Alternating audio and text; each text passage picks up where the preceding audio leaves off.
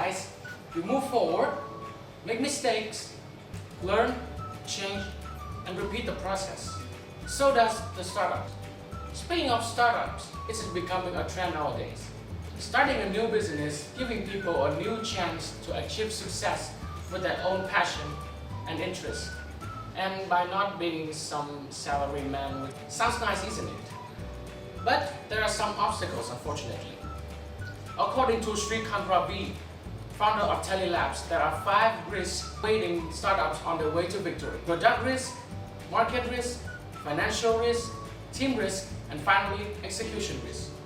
Let's take a deeper look and analyze them. The decision to choose what to sell must be the first consideration when launching a product or business. Ravi saw market assessment as the answer to project this possibility of the product or service. This assessment should be composed on the basis of such questions as: will it address a big market enough? Is it the right time to launch? Does it have any modification to fit the market trend? Or is it unique enough to be highly competitive? However, the most important questions we think that is, will the customer enjoy it for a long time? This is the most crucial issue that we think Ravi have forgotten to count. Many products when launching are unique and therefore easy to catch the customer attention. However, time after time, the uniqueness is faded away by new trends or new competitors. This is the reason why many startup projects fail. For example, Friendster or Napster, despite their initial success. That is to say, not only uniqueness, high quality and diversity of the product are what to keep the customer coming back again and again. So, you have a brilliant idea, but how do you promote a new product or service? There's the market research. By doing this, the entrepreneurs can have a chance to understand the customer's consuming habits and create a plan to approach them effectively. An example of a business that identified and catered to meet the customer needs is Starbucks. Starbucks turned an everyday beverage into an experience. While Starbucks is well known for its quality coffee and other tasty drinks, it's also known for its atmosphere, where business professionals, college students, writers, or any other ones who wants to relax can come and stay for a while for hours and enjoy the free Wi-Fi and a comfortable workspace. This certification into the industry standard drew an enormous and loyalty following, which is why today there is so many Starbucks in almost cities around the world. The next one, finance, is always a challenge for startup. However, this problem can be mitigated in many ways, such as raising funds from relatives, angel investor or venture capitalists, or crowdfunding. In order to attract investment or to gain trust from the investor, the entrepreneurs have to prove that their service or product have high probability to become successful by presenting a persuasive and detailed future plan.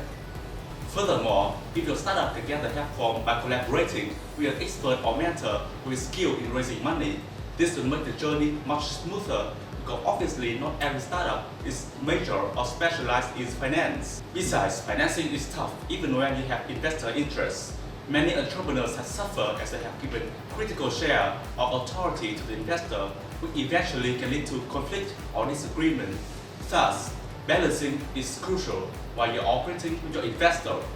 Now, we move to teamwork. You cannot have a successful startup on your own without a team.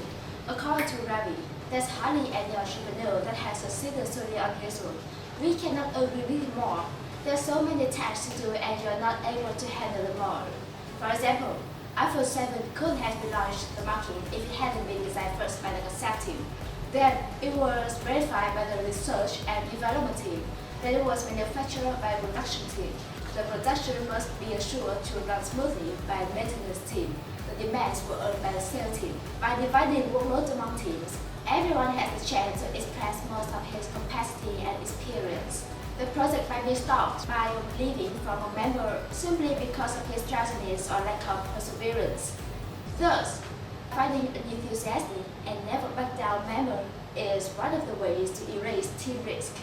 In Ravi's article, execution risk was described as a serious imbalance between the overall strategy of a company and the concentration on details. However, we think that the overall strategy is much more important than the concentration on details.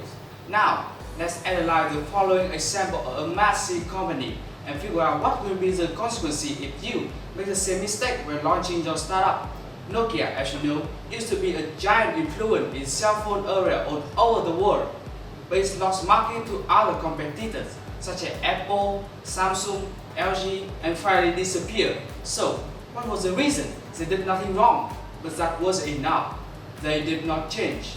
Time changed, predilection of people changed, but their strategy and visions stay exactly the same, while other competitors keep moving forward. This story of Nokia reminds us about Darwin's most famous quote on nature selection.